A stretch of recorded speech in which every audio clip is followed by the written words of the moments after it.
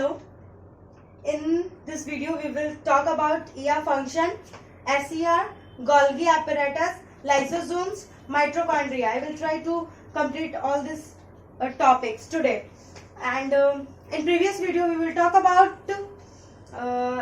nucleus, cytoplasm and RDR. If आपको उसमें कोई भी प्रॉब्लम है तो आप प्रीवियस वीडियो को देख सकते हैं. आइकन बटन ऊपर दिख रहा होगा, इस पे टाइप करके आप प्रीवियस वीडियो को देख सकते हैं. Okay, so let's we start.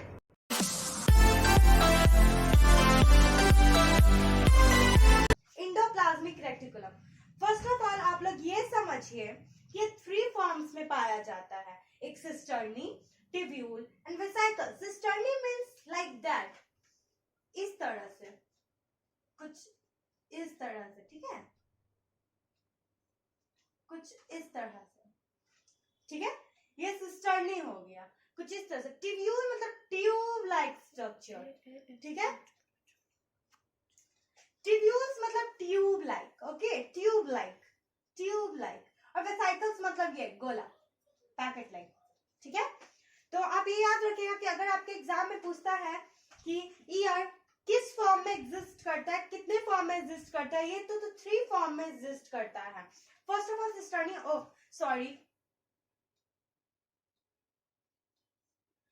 Cisternae and tubules and vesicles. तो आपसे क्या पूछेगा, लाइक एमसीक्यू होगा तो ये पूछेगा कि how many forms of ER. तो दिया रहेगा 2, 3, 4. तो आप लोगों को कॉमन सी बात है 3 लगाना पड़ेगा. या दिया रहेगा कि इसमें से कौन सा ईआर का फॉर्म है. तो एक साइड दिया रहा है सिस्टर्नी और दिया रहा है रॉड शेप, स्फेरिकल शेप. तो आपको सिस्टर्नी या टिब्यूल्स, वेसिकल्स याद रखना पड़ेगा. और ये रिटन भी आता है तो आपको जैसे ईआर के बारे में लिखने के लिए बोलेगा तो आपको लिखना पड़ेगा कि it exist in 3 forms, cisternae, tubules and vesicles. अब आ जाइए, इसके 2 टाइप्स होते हैं, आरडीआर, एसईआर. अब समझिएगा आरईआर से ही एसईआर बनता है. प्रीवियस वीडियो में मैंने बताया था, हम यहाँ पे रिपीट कर देते हैं कि ईआर जो होता है वो ये जो न्यूक्लियस मैंने पढ़ाया था बहुत अच्छे से. आप लोगों को अगर आता है तो सही है, और नहीं आता तो आप प्रीवियस वीडियो आप मेरा देख सकते हैं. बहुत अच्छे से मैंने उसको एक्सप्लेन किया था.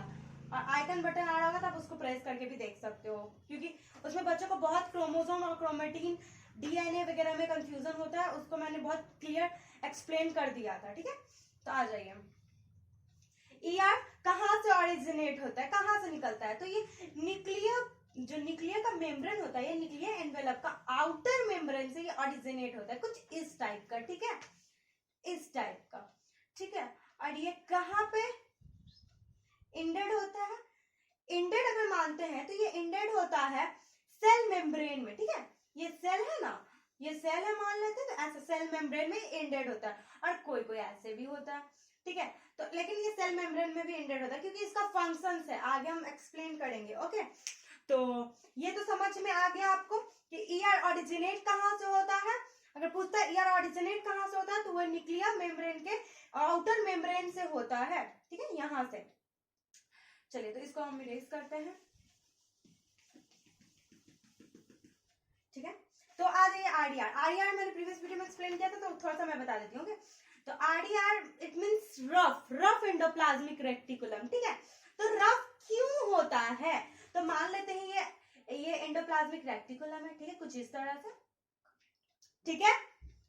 तो यहाँ पे रफ इसलिए होता है क्योंकि इसके जो मेम्ब्रेन है ना उस पे राइबोसोम्स प्रेजेंट होता है. तो प्रेजेंस ऑफ राइबोसोम इसको रफ बनाता है, प्रेजेंस ऑफ राइबोसोम इसको रफ बनाता है. प्रीवियस वीडियो में मैंने 3 क्वेश्चन पूछा था आप लोग को, मैं उसका आंसर अभी दे देती हूँ कि आरडीआर का फंक्शन क्या होता है. तो आरडीआर का फंक्शन प्रोटीन सिंथेसिस होता है. ये प्रोटीन सिंथेसिस में हेल्प करता है, ठीक है. तो प्रोटीन सिंथेसिस में हेल्प क्यों करता है, because it have a ribosome and ribosome is a factory of protein, ठीक है. तो फंक्शन ऑफ आरडीआर क्लियर. आगे और भी फंक्शन है बट उस बेसिस पे जो हम पढ़ाए थे उस बेसिस पे मैंने पूछा था कि आरडीआर का फंक्शन क्या होता है. तो आरडीआर का एक सिंपल फंक्शन होता है protein synthesis, because it have a ribosome and ribosome is a protein factory. Okay, second मैंने पूछा था कि functional character of DNA. Functional character of DNA, तो फंक्शनल कैरेक्टर डीएनए का क्या होता है? जीन, उसको भी मैंने एक्सप्लेन किया था. And who gives the term omnicellular e cellular, उसका आंसर था रुडोल्फ विर्चो. एक बच्ची थी जिन्होंने सही कमेंट किया था. ठीक है, तो आगे बढ़ते हैं हम लोग. ठीक है, तीनों क्वेश्चन का आंसर मैंने एक्सप्लेन कर दिया. आप लोग को लिखना होगा तो आप लोग लिख लीजिएगा. तो चलिए, आरडीआर का मतलब तो समझ गए कि इट हैव इसके सरफेस पे राइबोसोम प्रेजेंट होगा एंड ये प्रोटीन फैक्ट्री है, तो प्रोटीन सिंथेसिस में हेल्प करेगा. Okay, and smooth endoplasmic reticulum like this, इसके सरफेस पे कोई राइबोसोम प्रेजेंट नहीं होगा, इसीलिए इसका नाम है smooth endoplasmic reticulum. SER RER से ही मॉडिफाइड होके बनता है. लाइक ये सो देखिए, जैसे ये आरडी ये न्यूक्लियर मेम्ब्रेन है. ओके, इसमें से ईआर ओरिजिनेट हुआ लाइक दिस. ठीक है, तो अगर मानते हैं ये आरडीआर है, मतलब कि ये रफ एंडोप्लाज्मिक रेटिकुलम है, तो इसी से आगे चल के हो जाता है ये स्मूथ बन जाता है, मतलब ये आरडीआर से ही मॉडिफाइड हुआ है. तो आरडीआर से मॉडिफाइड होकर क्या बन गया? SER, smooth endoplasmic reticulum. ठीक है, तो ये किस चीज में हेल्प करता है आपका? इट हेल्प्स इन लिपिड को सिक्रेशन में ये हेल्प करता है, लिपिड के सिक्रेशन में हेल्प करता है. और ये कैसे सिक्रेट करता है? By the help of vesicles like this. ठीक है, by the help of vesicles. तो इसका काम क्या था? Protein synthesis. और इसका काम क्या है? Secreting lipids. तो इसका वर्ड क्या है? Secreting lipid. और इसका वर्ड क्या है? Protein synthesis. Why protein synthesis? Because it have a ribosome.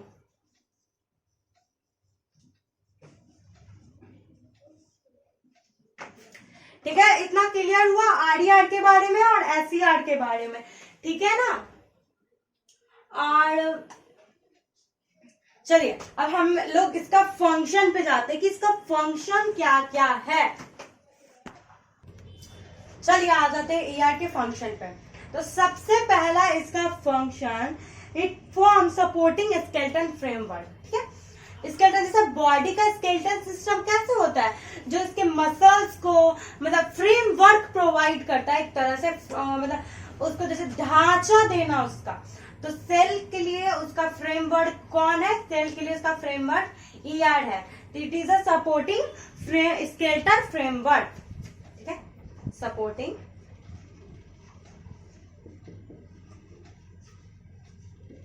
Skeleton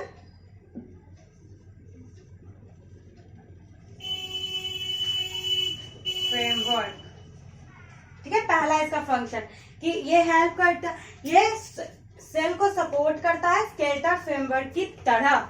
उसका सेल का ये स्केलेटल सिस्टम हो गया, समझ लिए ऐसा. तो उससे बॉडी के बारे में अगर समझना है तो. एंड देखिए, ये हम लोग का पाथवे प्रोवाइड करता है. ठीक है, हमने क्या बताया था कि जैसे न्यूक्लियस होता है तो उसका एंडोप्लाज्मिक रेटिकुलम कैसे चल जाता है? सेल मेम्ब्रेन से अटैच हो जाता है.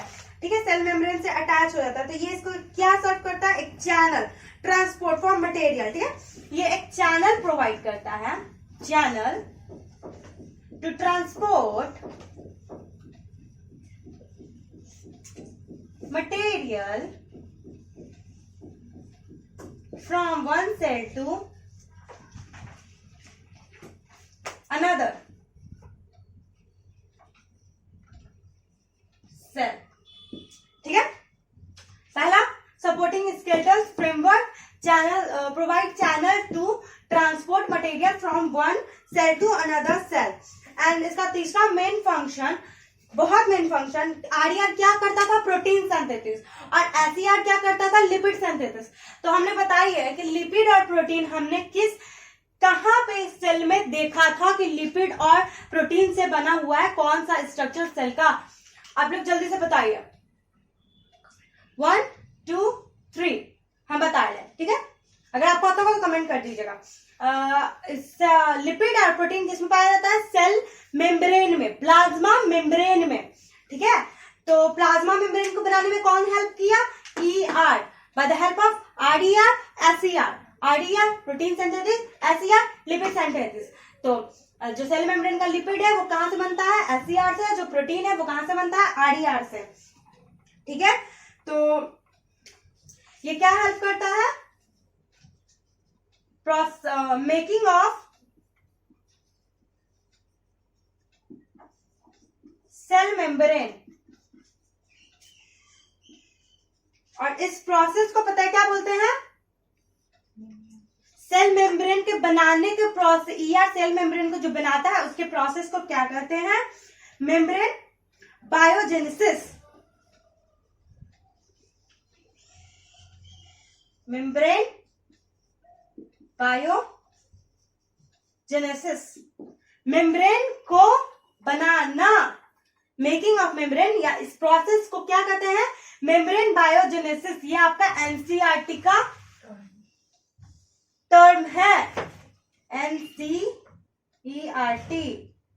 ठीक है, कि ईआर सेल मेम्ब्रेन को बनाता है, मतलब आरडीआर और एसईआर के हेल्प से जो कि प्रोटीन और लिपिड सिंथेसिस करता है, उस प्रोसेस को क्या कहते हैं, मेम्ब्रेन बायोजेनेसिस। ठीक है, चलिए और इसके हम लोग कुछ कुछ पॉइंट को देखते हैं। ठीक है, फ्रेमवर्क तो हो गया, मटेरियल हो गया, हाँ कुछ प्रोटीन्स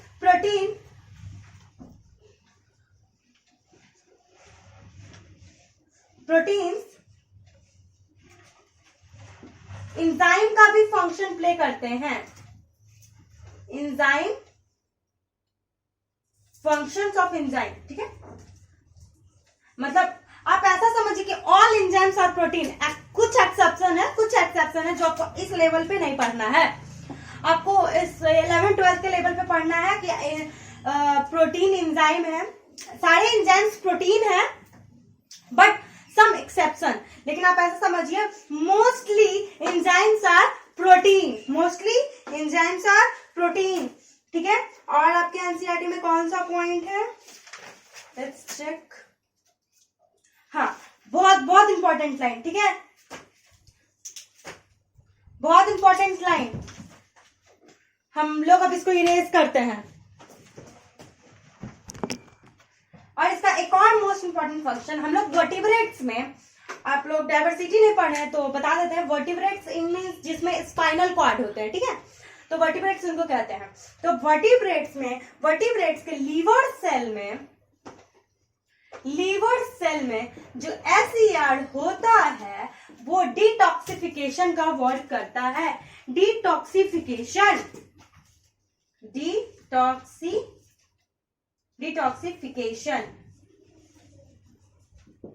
ठीक है, डिटॉक्सिफिकेशन मतलब क्या होता है, आपके हार्मफुल जो सब्सटेंस लाइक ड्रग्स हुआ, पॉइजन्स हुआ, इसको क्लीन करने में हेल्प करता है एसईआर। लेकिन कहाँ का, वर्टिब्रेट्स के लीवर सेल में। जो लीवर सेल में एसईआर जो प्रेजेंट है ना, वो डिटॉक्सिफिकेशन का वर्क करता है of poison and drugs like, ठीक है। तो ये भी आपका बहुत इंपॉर्टेंट लाइन था कि एसईआर का एक फंक्शन है detoxification of poisons and drugs, in which vertebrate के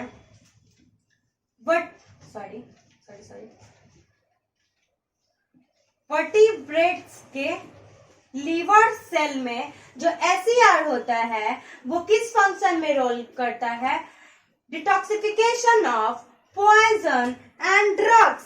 ओके, चलिए और कुछ इसका पॉइंट हुआ तो एक बात हम लोग और समझ लेते हैं कि जैसे रफ एंडोप्लाज्मिक रेटिकुलम है, उससे क्या बना, एसईआर, ठीक है। एसईआर से क्या बना, गोल्गी एपेरेटस। इस सीक्वेंस को आप लोग याद रखिएगा, ठीक है। गोल्गी एपेरेटस से क्या बना, secretory vesicles is like a structure, secretory vesicles. इससे क्या बना, प्लाज्मा मेम्ब्रेन।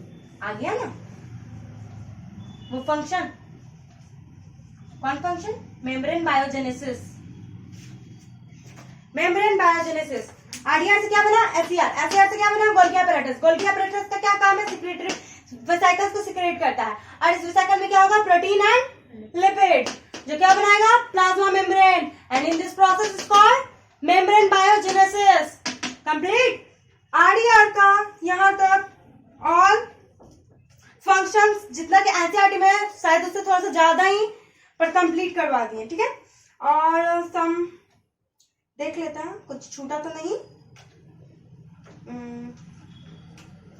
नहीं, ठीक है।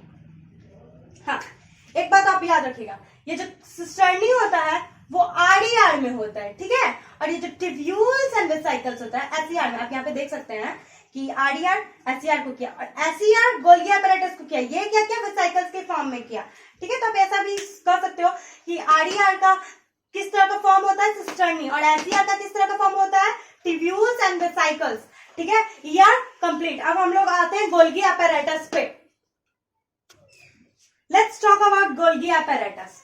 फर्स्ट ऑफ ऑल आपके एनसीईआरटी का सबसे पहला लाइन कि इसको किसने खोजा था, इसको फर्स्ट डिस्क्राइब किसने किया था, वो था कैमेलियो गोल्गी। इन्हीं के नाम पे ये नाम पड़ा है गोल्गी apparatus, ठीक है। तो फर्स्ट साइंटिस्ट जिन्होंने इसका डिस्क्राइब किया था, इसको खोजा था, वो कौन थे, कैमेलियो गोल्गी, 1898, ठीक है। तो आ जाइए इसके बारे में क्या क्या लिखा हुआ है। ये सिंगल मेम्ब्रेन का होता है, क्योंकि डबल मेम्ब्रेन तो बस 3 का होता है और बाद बाकी सारा सिंगल मेम्ब्रेन होता है। तो चलिए, ये सिंगल मेम्ब्रेन का होता है, इसका स्ट्रक्चर कुछ इस तरह का होता है, ठीक है ना, कहाँ होता है, यहाँ होता है, ठीक है, कुछ इस तरह का होता है।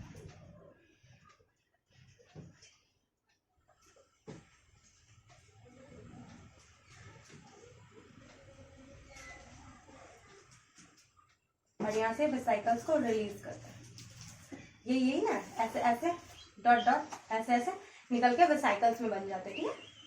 तो देखिए, ये ईआर के पास रहते हैं, क्योंकि हमने बताया था आरडीआर से क्या बनता है, एसईआर, एसईआर से क्या बनता है, गोल्गी apparatus, ठीक है। तो ये जैसे यहाँ पे एंडोप्लाज्मिक रेटिकुलम ऐसे खत्म हुआ है, ऐसे स्टार्टिंग, ठीक है, एंडोप्लाज्मिक रेटिकुलम, न्यूक्लियस का मेम्ब्रेन स्टार्ट, और इसके अब इर्द गिर्द में ही गोल्गी apparatus पाया जाता है, ठीक है ना। ये सिंगल मेम्ब्रेन होता है, और ये एक दूसरे, देखिए ये देखिए, ये पैरेलल में है ना, ये इसका पैरेलल, ये इसका पैरेलल, कैसे पैरेलल्स में ये पाया जाता है, इसका स्टॉक, ठीक है, arranged in approximately parallel to each other, ठीक है। स्टॉक, इसको क्या कहते हैं, ये जो पैरेलल्स में अरेंज है, इसको इसको इसको क्या कहते हैं, ठीक है, इसको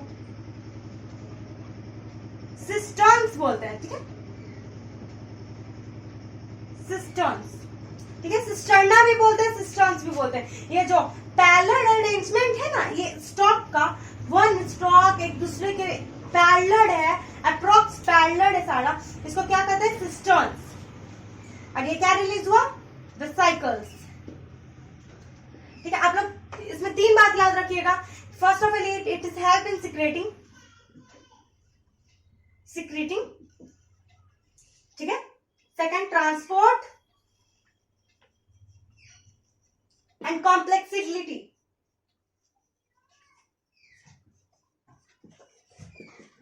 ठीक है। इसका 3 वर्क हो जाएगा, ठीक है। पहला सिक्रेटिंग, दूसरा ट्रांसपोर्ट, और ये कॉम्प्लेक्सिबिलिटी। अब आइए, ये कहां से बना होता है, आपसे ये पूछ सकता है, ये ईआर से बना रहता है।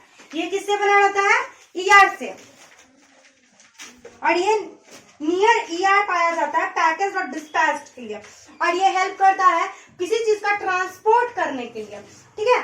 सेल में या सेल के बाहर, इंट्रासेलुलर या इंट्रासेलुलर, आप दोनों कर सकते हो, सेल के अंदर भी सेल के बाहर भी, ठीक है। और यही जो वेसिकल से बताया था, आरडीआर, एसईआर, गोल्गी apparatus, इसके बाद वेसिकल्स, और वेसिकल्स जाके सेल मेम्ब्रेन से ऐसे मिलता है और सेल मेम्ब्रेन को बनाने में हेल्प करता है, क्योंकि इसके अंदर क्या रहता है, लिपिड एंड प्रोटीन, ठीक है। इसके अंदर पहले ये लिपिड और प्रोटीन इसको देता है, अब इसके अंदर ये क्या करता है, कॉम्प्लेक्सिटी उसका बढ़ाता है, ठीक है, उसको और फॉर्म करता है, उसके और अच्छे से उसको फॉर्म करता है, और जाके सेल मेम्ब्रेन में फ्यूज करता है, और वहां पे जाके सेल मेम्ब्रेन के बनाने को प्रोसेस को बनाता है, ठीक है। जैसे आप देख लीजिए, होता ना कि जैसे आप अभी पढ़ रहे हो, ठीक है, कोई एक एग्जांपल देते हैं, एग्जांपल शायद ज्यादा याद रहता है, एक स्टोरी टाइप का।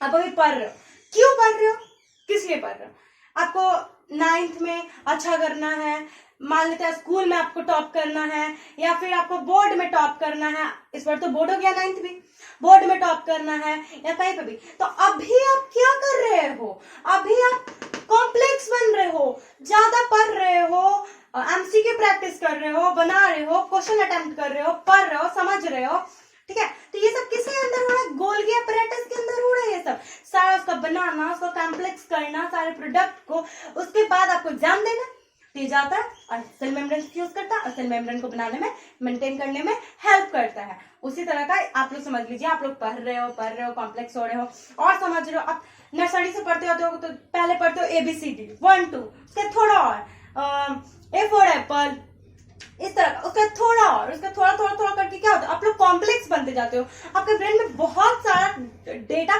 स्टोर होते जाता है और इसका यूज आप कहाँ करते हो, एग्जाम टाइम में, ठीक है, तो उसको बताने में, ठीक है।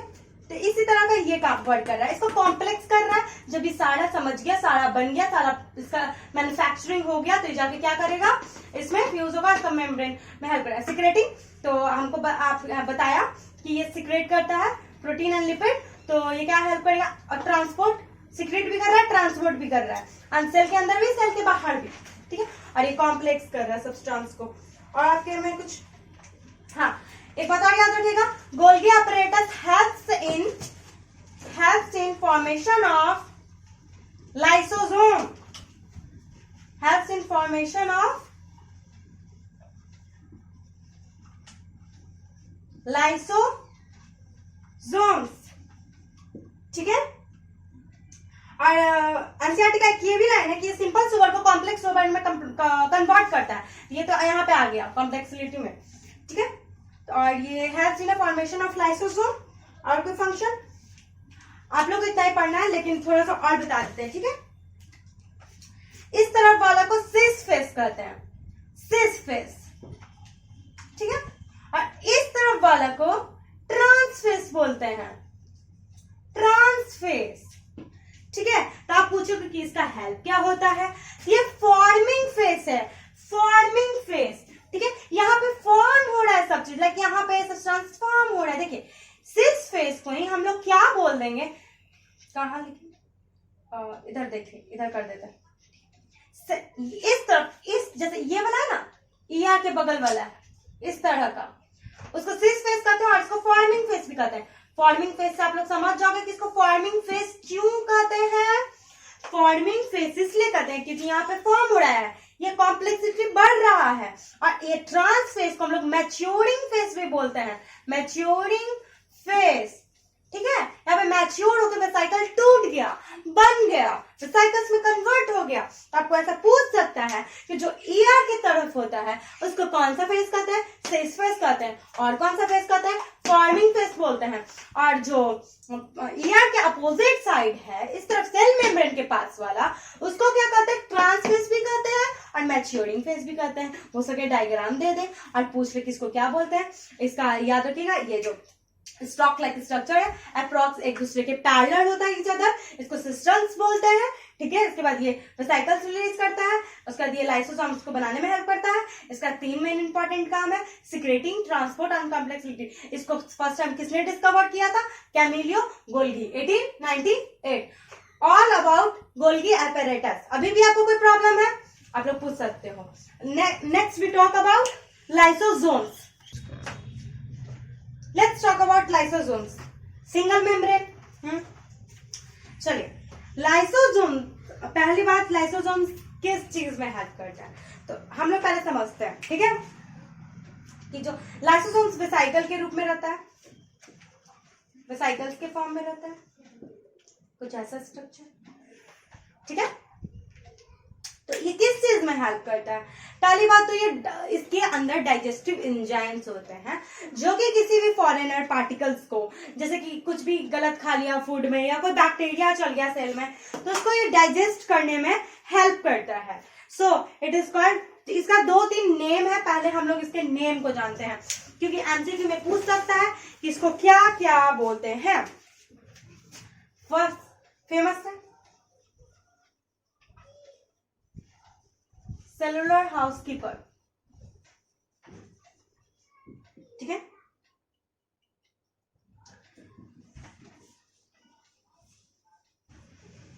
Garbage disposal system of cell. एक एक करके हम लोग समझेंगे कि क्या क्या है। डाइजेस्टिव बैग और फेमस नाम सुसाइडल बैग, सुसाइड बैग्स। चलो अब हम लोग एक एक करके डिस्कस करते हैं कि क्या क्या होता है। पहली बात कि lysozymes it is a kind of waste disposal system, जिसमें जो भी गंदगी है, आप लोग का डस्टबिन होता होगा घर में ऐसा, आजकल तो कचरा वाला आने लगा है, सबको के घर में डस्टबिन होते हैं, तो क्या हम लोग के घर के जितना भी वेस्ट प्रोडक्ट होता है हम लोग क्या करते हैं, इसमें डाल देते हैं। जा भाई, ठीक है। ये क्या हो गया हम लोग का, हम लोग के घर का क्या हो गया, ये गार्बेज डिस्पोजल सिस्टम हो गया। ये गार्बेज जिसमें हम लोग डालते हैं, तो लाइसोजाइम्स भी यही करता है, सेल का जितना गार्बेज होता है सब अपने अंदर ले आता है, इसलिए इसको क्या कहता है, garbage disposal of cell. Cellular housekeeper, cellular housekeeper क्या मतलब, घर के अंदर सफाई कौन करता है, सब कोई करते हैं, ठीक है। तो जो सफाई करता है उसको हम लोग क्या कहेंगे, हाउस का हाउसकीपर है। मतलब ऐसा नहीं करते जैसे आप लोग के घर में, किसी घर में सर्वेंट आते होंगे, दीदी जिनको बोलते हैं वो आती होंगी, तो वो साफ सफाई करते हैं, तो हम लोग क्या करते हैं, हम लोग हाउस की हाउसकीपर है, ठीक है। तो ये भी लाइसोजाइम्स क्या हो गया, सेल का हाउसकीपर, इसलिए इसको कहते हैं सेलुलर हाउसकीपर। इसको डाइजेस्टिव बैग क्यों कहते हैं, हम बताएं, इसमें डाइजेस्टिव एंजाइम्स होते हैं जो कि बैक्टीरिया वगैरह जो कि आ जाते हैं, खाने से आ जाते हैं या किसी तरह से आ जाते हैं, उसको डाइजेस्ट कर लेते हैं, इसलिए इसको डाइजेस्टिव बैग्स बोलते हैं। इसके बारे में थोड़ा सा और डिस्कस करना है और इसके बारे में, ठीक है। तो आप लोग को इतना पहले क्लियर हो गया, इस सिंगल मेम्ब्रेन तो ये साइकिल्स के रूप में होता है, इसको सेलुलर हाउसकीपर बोलते हैं, इसको garbage disposal system of cell बोलते हैं, ठीक है। मानते कोई ऑर्गेनल्स टूट गया या कोई ऑर्गेनल्स में खराबी हो गया, तो उसको कौन डाइजेस्ट करेगा, ये लाइसोसोम्स, ठीक है। और इसको बोलते हैं during distribution of cellular metabolism, for example when the cell gets, जब सेल, इसको सुसाइडल बैग क्यों कहते हैं ये तो हम बताएंगे अभी और अच्छे से। और कोई पॉइंट जैसे छूट रहा नहीं, और कोई पॉइंट नहीं छूट रहा है, चलिए आ जाइए। हाउसकीपर क्यों बोलते हैं, हाउस के जैसे ऑर्गेनल्स है, मानते उसमें कुछ खराबी हो गया या उसका लाइफ स्पैन खत्म होने वाला है या कोई बैक्टीरिया उस पर अटैक कर दिया है, तो उसको कौन साफ कर देगा, ये लाइसोसोम, इसको क्या कहेंगे, सेलुलर हाउसकीपर। अब कोई गंदगी है, कोई गार्बेज आ गया, बैक्टीरिया आ गया है सेल के अंदर, तो उसको कौन कर देगा, लाइसोसोम्स अपने अंदर ले लेगा। Garbage disposal system of cell, digestive enzyme, ठीक है, ये डाइजेस्ट कर लेता है किसी भी मटेरियल, किसी भी फॉरेनर पार्टिकल्स को और बैक्टीरिया को, कैसे, by the help of digestive enzymes. यहां लिखिए डाइजेस्टिव एंजाइम्स। अरे मोस्ट इंपॉर्टेंट लाइन के, डाइजेस्टिव एंजाइम्स कहां बनते हैं, ये डाइजेस्टिव एंजाइम्स आर बनाता है। देखिए कहां पे आ गए हम लोग, घूम फिर के। आर का एक और फंक्शन यहां से सामने आ गया कि ये लाइसोजाइम्स का डाइजेस्टिव एंजाइम को बनाता है, और डाइजेस्टिव एंजाइम लाइसोजाइम्स का कहां से बनता है, आर से। दो क्वेश्चन आपको पूछ सकता है, आपको फंसा सकता है। एनसीईआरटी में सिर्फ ये एक जगह दिया हुआ है लाइसोजाइम्स में, लेकिन आपको सोचिए अगर आपसे पूछ सकता है कि आर का लाइसोजाइम्स में क्या फंक्शन है, तो वो लाइसोजाइम्स का डाइजेस्टिव एंजाइम को बनाता है। या लाइसोजाइम्स का डाइजेस्टिव एंजाइम कहाँ बनता है, तो वो आर में बनता है, ठीक है। तो आपको यहाँ पे समझ में आया, star mark, star mark. Question पूछ सकता है कि इसको डाइजेस्टिव बैग्स क्यों कहते हैं, क्योंकि इसके अंदर डाइजेस्टिव एंजाइम होता है, और इसके डाइजेस्टिव एंजाइम्स को कौन बनाता है, आर बनाता है, ठीक है। हम आपको एनसीईआरटी का हर एक पॉइंट को क्लियर कर रहे हैं, आप एनसीईआरटी पढ़ोगे आपको हर एक लाइन समझ में आएगा। अब आइए, इसको सुसाइडल बैग क्यों कहते हैं। मान लीजिए आप सेल के अंदर खराबी हो गया, कुछ खराबी हो गया, मान लेते कुछ न्यूक्लियस में या किसी चीज में कुछ खराबी हो गया, मान लेते कोई मेजर खराबी, माइनर को तो ये ले लेता है अंदर, डाइजेस्ट कर लेता है, और थोड़ा सा हल्का मेजर खराबी आ गया तो ये लाइसोजाइम होता है वो ब्रस्ट कर जाता है, फूट जाता है, ब्रस्ट, और इसका जितना भी एंजाइम होता है पूरे सेल में डिस्ट्रीब्यूट कर लेता है, और ये पूरे सेल को इनगल्फ कर लेता है, सेल को ही डाइजेस्ट कर लेता है, मतलब एक तरह से खुद को ही मार देता है, ये पूरे सेल को ही मार देता है, इसीलिए इसको सुसाइडल बैक कर देता है, अपने आप को सुसाइड करवा देता है, ये सेल को सुसाइड करवा देता है, ये खुद ब्रस्ट करता है, खुद तो जाता ही है, सबको ले जाता है, लेकिन ये सही काम के लिए लेके जाता है, गलत काम के लिए लेके नहीं जाता है, ठीक है। तो आप लोग भी कभी भी प्रेशराइज होके ये सब मत सोचिएगा कभी अपने लाइफ में, ठीक है ना। तो चलिए आ जाते हैं, ये सब बात छोड़ते हैं, ये तो मोटिवेशन वाला वीडियो हो जाएगा फिर।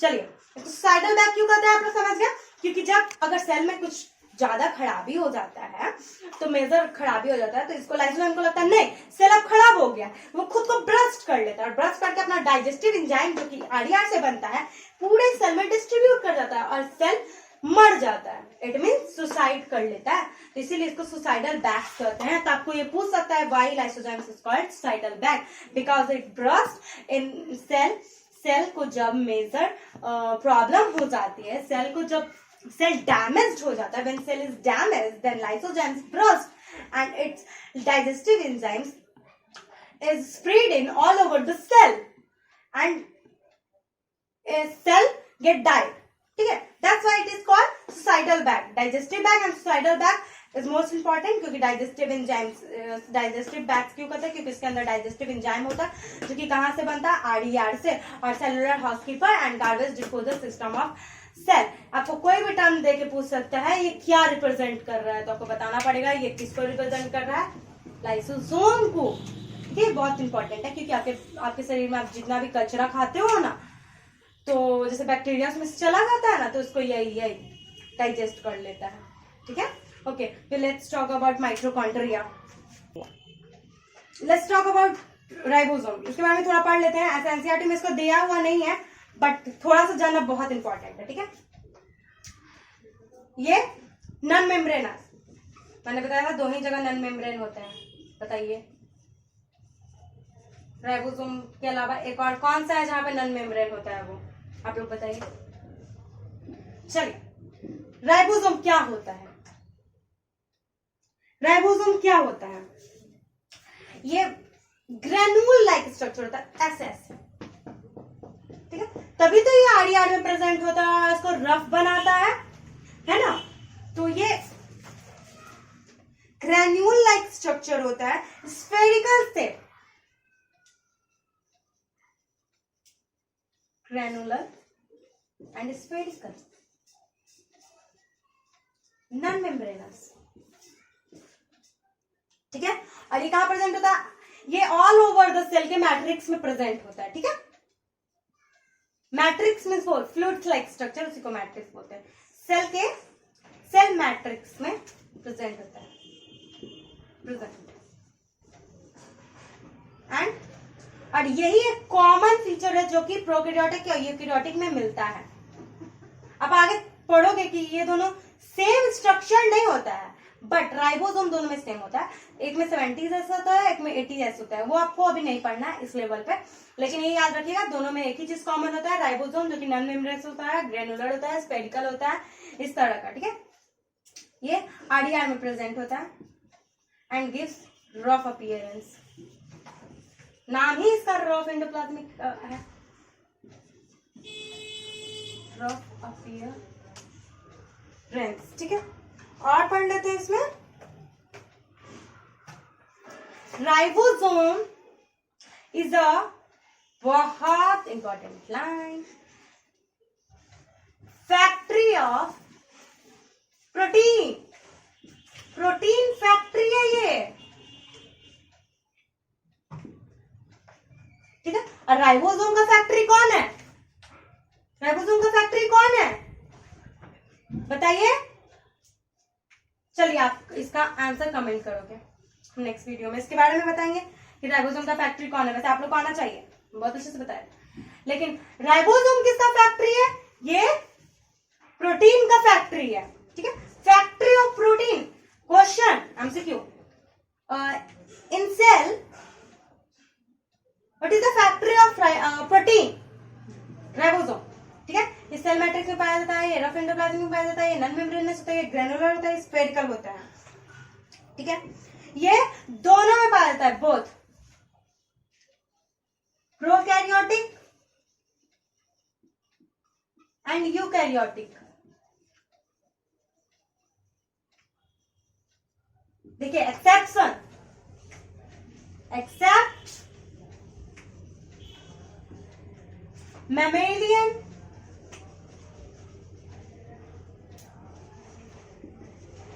RBC, important. ठीक है, दोनों में पाया जाता है, प्रोकैरियोटिक में, यूकैरियोटिक में, यही एक सेम स्ट्रक्चर है दोनों के बीच में।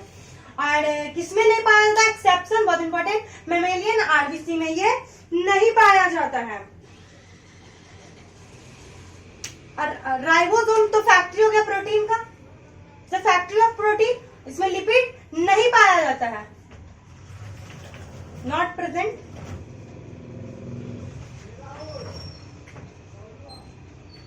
लिपिड, चलिए इतना आपके लिए बहुत है।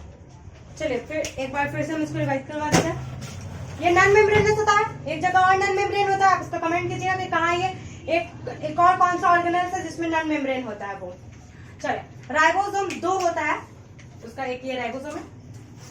तो राइबोसोम नॉन मेम्ब्रेनस होता है, ग्रैनुलर होता है, स्फेरिकल होता है। ठीक है, ये सेल के मैट्रिक्स में पाया जाता है और आरडीआर में पाया जाता है, इसलिए इसको रफ अपीयरेंस ये देता है राइबोसोम। ठीक है, ये फैक्ट्री ऑफ प्रोटीन है, प्रोटीन फैक्ट्री है।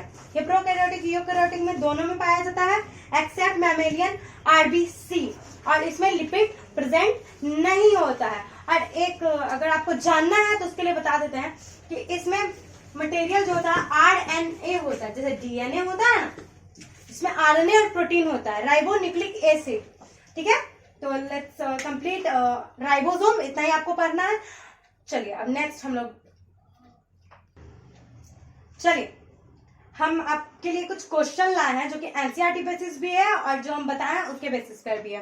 तो पहला आप इसका आंसर कमेंट कीजिएगा जरूर, और नेक्स्ट वीडियो में हम इसका आंसर खुद से बताएंगे। अगर आपको आता हो तो जरूर कमेंट कीजिएगा, क्योंकि ये पूरा एनसीईआरटी बेसिस पे है। First question, protein and lipid of ER form cell membrane by which process? ER से जो प्रोटीन और लिपिड बनता है उस सेल मेम्ब्रेन को बनाने में हेल्प करता है, किस प्रोसेस के द्वारा? उस प्रोसेस का नाम बताइए। सिस फेज का एक और नाम बताइए, ट्रांस फेज का एक और नाम बताइए जो मैंने बताया था। Which organelles form digestive enzymes of lysosomes? Lysosomes का डाइजेस्टिव एंजाइम्स किस ऑर्गेनेल के द्वारा बनाया जाता है? और वैसा 2 ऑर्गेनेल्स बताइए जिसमें नॉन मेम्ब्रेन होता है, जो कि जिसमें मेम्ब्रेन नहीं प्रेजेंट होता है, वैसा 2 ऑर्गेनेल्स का नाम बताइए। और फैक्ट्री ऑफ राइबोसोम बताइए एंड फैक्ट्री ऑफ प्रोटीन बताइए। आपके लिए 5 क्वेश्चन है, आप इसका आंसर कमेंट कीजिएगा। In next video we talk about mitochondria, plastids. इस वीडियो में माइटोकॉन्ड्रिया नहीं हो पाया क्योंकि ये बहुत लंबा हो जाता। माइटोकॉन्ड्रिया, प्लास्टिड, वैक्यूल्स, पेरोक्सिसोम्स, ये दोनों थोड़ा थोड़ा, पेरोक्सिसोम्स एंड सेंट्रोसोम्स। ठीक है, and please support my channel and do this, like, share and subscribe. Thank you very much.